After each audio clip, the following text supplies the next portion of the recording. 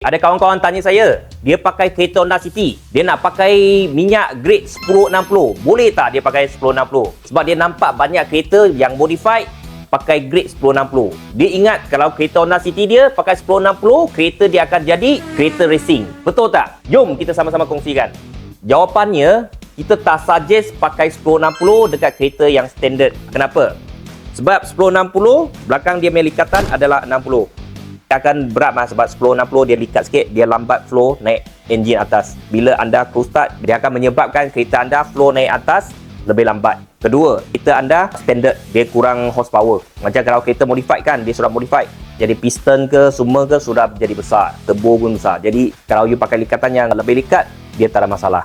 Okey, last kali paling penting, mungkin minyak consumption dia akan jadi lebih tinggi daripada biasa you pakai yang likatan yang rendahnya.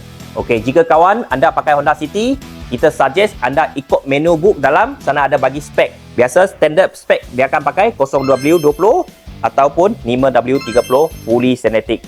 Pastikan kereta anda sesuai guna minyak grade yang mana, likatan mana. Sila komen di ruang komen, kita sama-sama kongsikan. Thank you guys.